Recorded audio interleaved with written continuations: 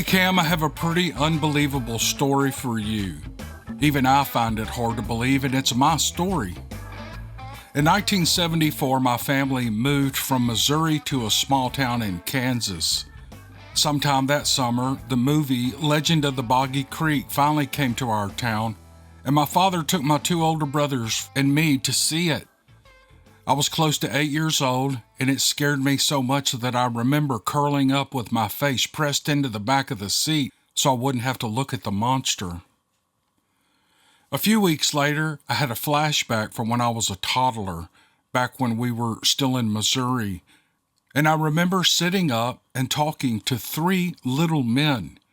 I could see them clearly even though it was dark in my bedroom, and I could hear them even though they weren't moving their mouths. They talked right into my head, and that's how I answered them too. They were gray, they had large, elongated, teardrop eyes, and they were only as tall as the front rail of the bed, which made them just a few inches taller than I was at that time.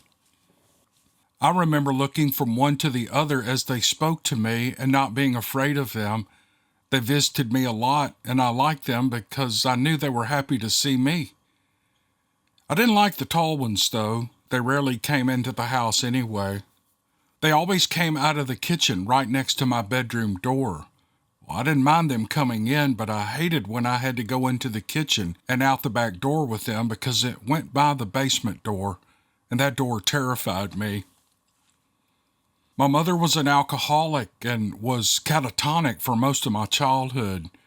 One day I was left on my own, wandering around the house looking for my brothers and sisters. I couldn't find anyone in the house, so I decided to look in the basement. And I opened the basement door and I leaned on the wall beside the stairs. It was a long way to the bottom for such a small child. There was a window to the left that let dim light into the room, but an inky darkness covered the far end of the space. There were two large barn doors that opened out into the backyard to the far right, and in the darkness was a workbench. I slowly went down those stairs, scooting down each one on my bottom because I was so small. The dim light from the window reflected off the big crank washer that was a few feet from the bottom of the stairs, but otherwise it was too dark to see much of anything. I realized that no one was down there and that they must have been outside playing, but I would have to get my little legs all the way back up those stairs and out the back door through the kitchen to get to them. I sat on the bottom stairs making up my mind about what I would do. Something by the workbench in the darkness caught my attention. I was too young to have been afraid of much, even in the darkness, so I got up and walked over to the bench, and that's when I saw the feet. They were big feet, maybe bigger than I was at the time, if I had laid down next to them. And then I saw the brown hairy legs that went up and up, and I had to lean my head back as far as it would go to see the top of this thing.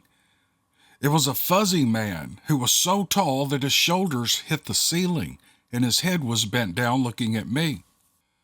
I remember his huge hands coming at me, and then everything went blank.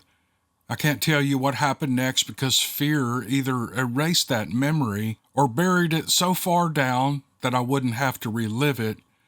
I had always wondered where my fear of heights came from, and now I think I know. It came from the beast in the basement picking me up. My oldest brother came back from Germany right as the Vietnam War stopped, just before he was to ship out. He had always thrown me up in the air and caught me before he left on the tour. But when he came back that time, he tossed me up like he always did, but that time I screamed and I begged him to stop. I was terrified of being even a few feet off the ground. We had a ladder with 3 steps on it that we used to climb into a pear tree in the backyard, but I couldn't use that anymore. Even on the first step, I would freeze in terror. In retrospect, I don't think the beast in the basement meant to hurt me or anyone else, but I was a little kid and he was so huge that it frightened me. All of us knew about him, but that is a story for another time. One night after my encounter in the basement, the 3 little men told me that I didn't have to be afraid because the big man wouldn't come around and scare me anymore. And try as I might, I never could remember everything that they talked to me about on all their visits to my room while the rest of my family slept. Looking back now, though, it's difficult to say which memory is more disturbing, the beast in the basement or the three men who visited me in the middle of the night.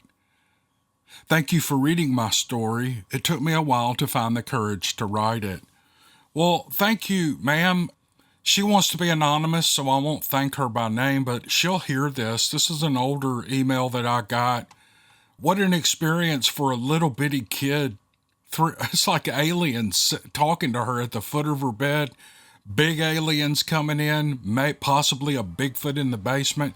That's really a crazy story, and some of you may think it's just a bunch of wahoo, but maybe it's not. You know, the name of my podcast is What If It's True? What if this story is true? What was this little girl dealing with in that house? Her mother was a drunk, catatonic all the time. Maybe she was a vulnerable kid, and that's who these alien type beings prey on. I don't know, but it's a very interesting story. I hope you're doing okay now, and those memories don't come back and scare you too bad. It's a great story. I appreciate you sharing it with us. All right. How about a new podcast, not an archive? I know some people may be a little frustrated that let me get my mic here. There we go. The mic was like 2 feet from my mouth. Some people get a little annoyed at the archived videos, but there's a lot of people who haven't heard those stories. And I've been away from the podcast. I've been working on Steve Lilly night and day. People hounded me for a year to get another one out. Well, I put 3 out in the span of about 7 days. If you haven't heard 18, it'll be available tonight, I think around 6 Central Time, so you can listen to that tonight. But listen to this one first because it's full of really good stories. And thank you for clicking on the video. I certainly do appreciate you.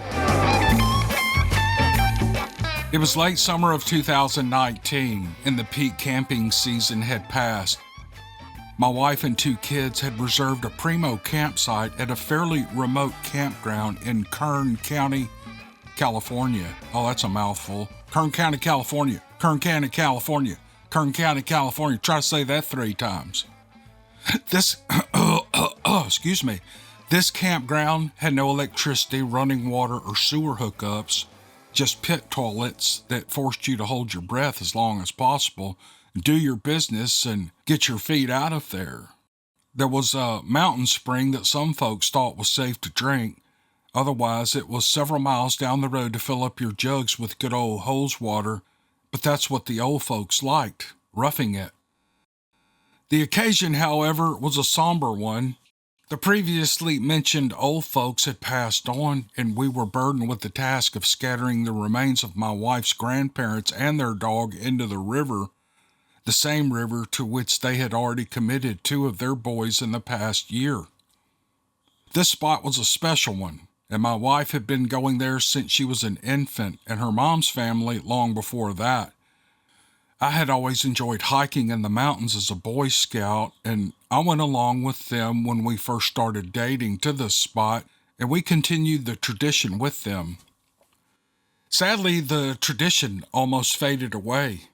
It was one last hurrah, and I wanted to go tent camping for old time's sake. Our campsite had a good view of the other side of the river, which was miles and miles of empty land that eventually hooked up with the Sierra Nevada National Park. It would take some incredibly rough and rugged individuals to trek across such a landscape, and if a Sasquatch felt like getting a view of campers, it was the perfect spot for them to do it. We stayed at the campsite for a few nights, but my hopes of Squatch watching never materialized.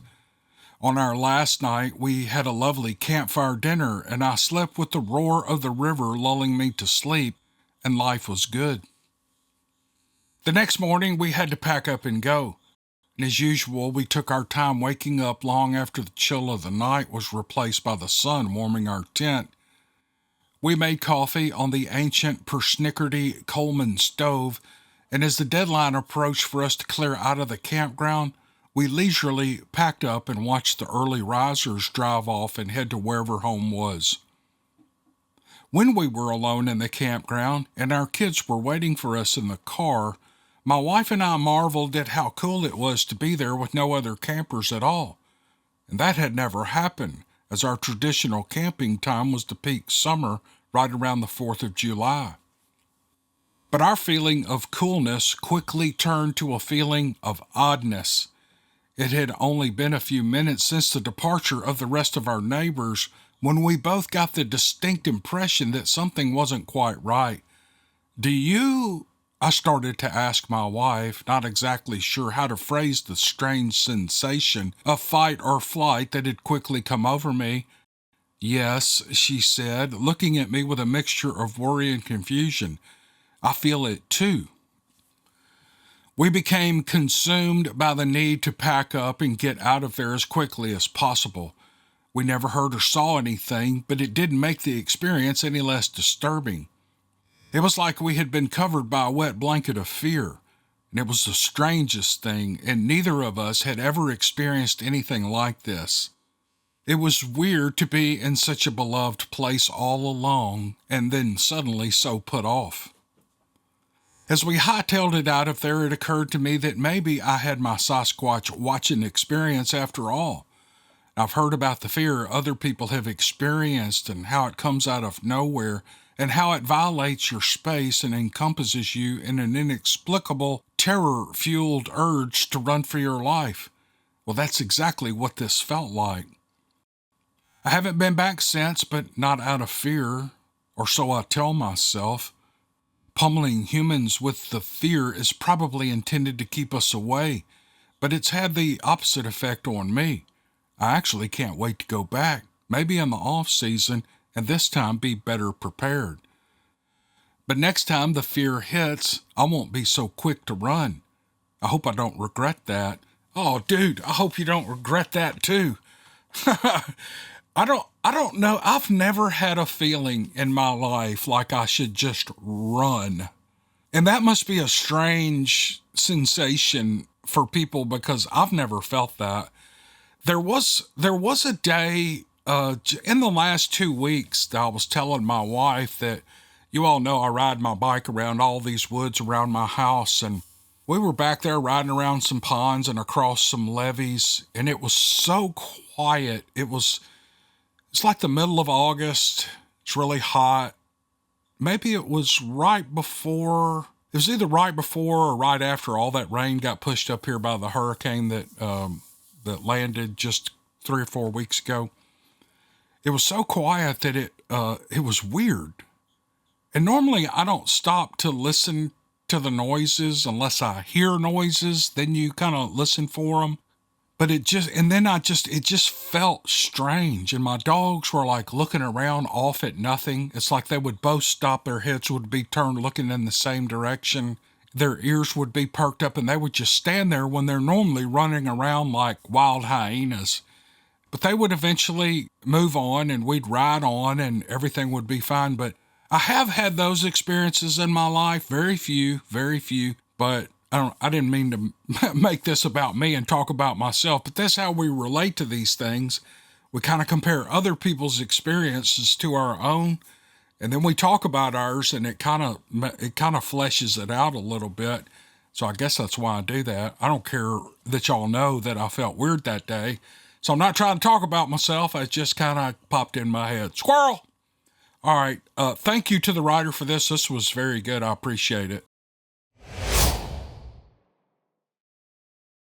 Greetings, my white brother. I'm sending you this story because I believe it may give me some relief, and getting it off my chest will help me come out of the shadows. I'm a part of the Ute Nation, or at least what is left of it, as we are a nation of decreasing numbers. I'm a traditional bow hunter and have harvested more record bucks and bull elk than 99% of the hunters here in this state or neighboring states. One might say that I have a vested interest in the ancient ways of my people when it comes to hunting. I have made my own bow from a cedar tree and arrows from a chokecherry tree, and I made my own arrowheads by knapping obsidian. Whoa, that is cool. My bow is somewhere between 75 and 90 pounds pull and has only been pulled back to full draw by myself and my father. Nobody else that we are acquainted with has been able to pull it to full draw. As deer season approaches, I prepare for my hunt the 2 weeks prior to going out to the woods. And in that time, I only eat fruits and vegetables, and I refrain from consuming any meat of any form. I fast for the last 24 hours prior to going into the woods, and I spend that time in a sweat lodge to cleanse my body of the smell of a meat eater. And I bathe in a soap made from the yucca plant and other roots for the week prior, as well as wash my hunting clothes and equipment in a mixture of dried yucca and other plants native to the region. I do all this to remove any scent of a predator being in the woods, and I give myself the scent of the forest.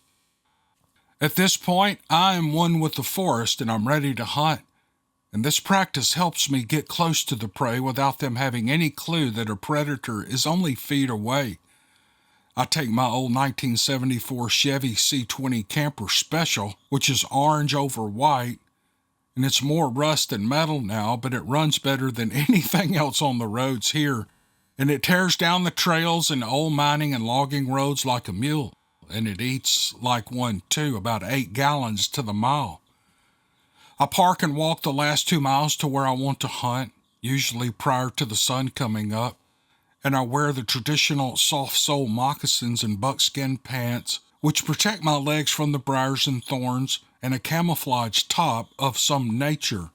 I either use a swing-type tree stand or I stalk my prey.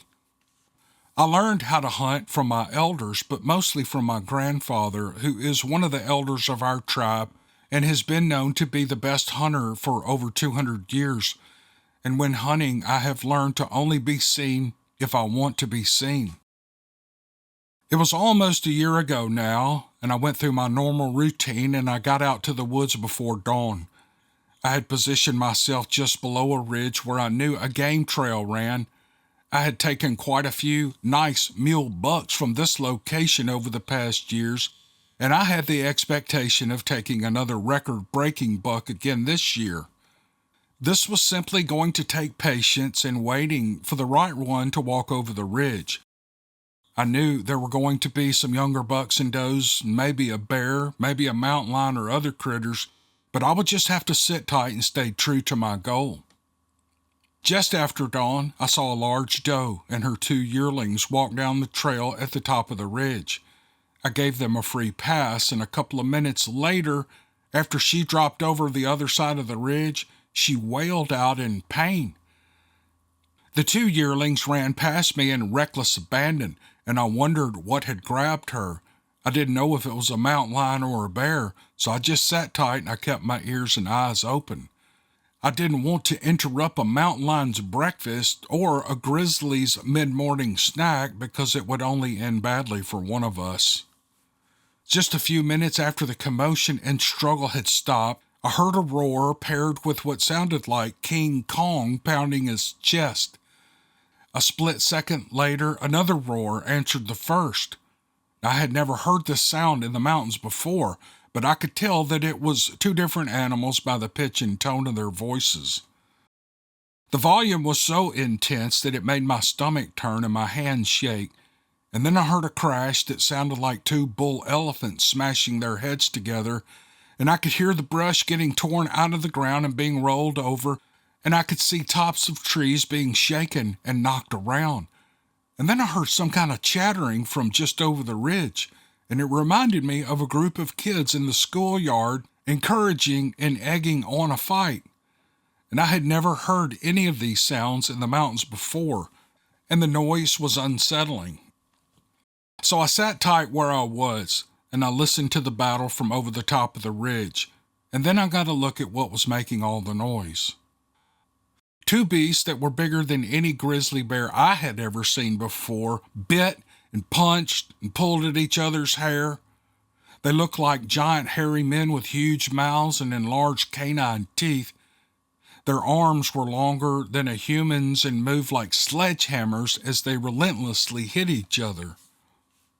The fight rolled back over the top of the ridge and out of sight, and it sounded like one had finally managed to dominate the other, and I heard one of them being slammed into a tree, and then another, and I heard one of them moan in pain, and the other growl in rage. And then came what I can only describe as a death wail, the likes I have never imagined from any living animal, and I heard some sort of cry for mercy, and then a final thud. There was a brief moment of silence and then an eruption of noise from the other side of that ridge. First came a roar from the victor, followed by the unfamiliar chatter of a strange language that I could not understand. I stayed in my stand for almost 30 minutes after that commotion settled down before I eased back down and snuck to the top of the ridge. And even before I looked over the side, a horrific smell of death and blood mixed with raw sewage filled my nose. And then I looked over and I saw several hairy beasts ranging in size from massive to only a few feet tall gathered around the doe, which had been torn apart, and it looked like they had ripped the internal organs out of her and torn the legs off and were sitting around eating the meat right off the bone. Another group of beasts gathered around the loser of the battle. They had torn its stomach open, and they were eating its organs and sucking the marrow out of its ribs. The loser's head had been twisted backward, and its legs were contorted in a way that they were not intended to be positioned. The massive, bloodied victor was sitting off to the side, surrounded by a couple of smaller females. They were stroking his head and back. He was at least 10 feet tall and maybe 1,000 pounds. The females were much smaller but still taller and wider than any human. I backed out slowly and I was able to drop over an adjacent ridge without being seen, and I ran most of the way back to my truck and I drove straight to my grandfather's house. He told me that I had encountered I can't pronounce the word he says here, a Seasac. It's a S-E apostrophe S. I'm sorry, let me go back. It's S-E apostrophe S-X-A-C, and then he writes, or Sasquatch, and I was lucky not to have been seen, and he reminded me of the stories that had been passed from generation to generation about the Sasquatch, mostly during the spring bear dance and celebrating the coming of spring each year. Well, my head was swimming with questions. Why were those two males fighting? Was it a challenge over breeding rights or an invader who ventured into another clan's territory? Was it over who got the choice of pieces of meat for the kill? Was this just a clan passing through, or did they live there year-round? Do these large males kill each other often? Is it that they eat their dead, and that's the reason we never find a skeleton or remains? I did not return to the woods last year, and I'm trying to get my nerve back to hunt this year. I've never hunted with a firearm, but if I finally get the courage up, I will be taking my Smith & Wesson 500 with me. Oh, this guy, this is like the story of all stories. Everybody, we had one story where somebody they had a feeling of seeing a Bigfoot. And then we go right to a story where a guy watches this whole clan, kind of like a schoolyard fight, and these two big males beating the crap out of each other. You heard it all. There's nothing I can add to it. And he's got 1,000 questions. He's really inquisitive about this. I'm sure he wanted to ask his grandfather all this stuff, but man, it's just a great story. And when I first read the first sentence when he said, "Greetings, my white brother," I got a comment from somebody. Maybe in the last 2 months, and, I never know the race of the person who's commenting ever. I mean, there's no way to know. Even if there's a picture of maybe a person from India or a First Nations person or a black person or a white person, they could put any kind of picture up there, but this person had the image of a black person, so I'm assuming it was them, and they ask, why aren't there any black people into this Bigfoot subject? And that's a good question. There are a few. I've actually met 3 or 4 people, black folks who actually follow this topic. And I think So there are people who follow it. You just don't see them doing stuff on YouTube like all the Bigfoot channels do, you know. Anyway, it's neither here nor there. It just made me think, oh, I was so excited that I was getting an email from a black guy or black woman, and I was going to be able to share it and tell this person, see, black people have experiences too. However, I'm just as excited that it was a First Nations guy from the Ute Nation. They are so in tune with nature. You read the first part of the story where he takes great care to hunt in the ancient ways that his ancestors did. And I think that is so cool. You know, that makes hunting a lot harder. I mean, if you actually make your own weapons, you make your own clothes, you go to so much care with fasting and making sure, you know, the predator smell gets off you from eating meat. I never thought about that. Do we smell like meat eaters? And then, it's just real impressive the way he makes his own arrowheads out of, what was the name of that? Of the stone they use, but it's that kind of stone if you just crack it, it's like a razor blade that, you know, a little piece of shell comes off, and you could skin a mule deer out with a piece of it. I wish I could remember the name of it. It's in the story, but I'm not going to look it up. Anyway, this wasn't from a black person. It was from a First Nations brother, and I appreciated him sending it. It was a great story. One of the best stories I've read in a long time. Giant Bigfoot fight right in front of him. Unbelievable. Thanks for the story. Okay, that's 3 good stories. All 3 of them I thought were great. They kind of reach from one spectrum to the other, aliens and Bigfoot, and then the fear of Bigfoot, and then an actual Bigfoot encounter, and a witness to a Bigfoot fight. It was so cool. Thank you all for watching this video. I appreciate it. Jump over to the Steve Lilly channel. I'll put a link in the description. If you haven't found the Steve Lilly stories, they're a fictional set of stories that I've been writing for about 3 years. I think there's 18 episodes up now. 17 right now. There'll be 18 tonight at 6 o'clock, but go check that out if you like cool, high impact, lots of action fiction, the Steve Lilly Journals, or you can just search it, the Steve Lilly Journals. It'll come up on YouTube or on the podcast network. All right, I'm going to quit running my mouth. Y'all have a good week. We'll see you on the next one. Thanks.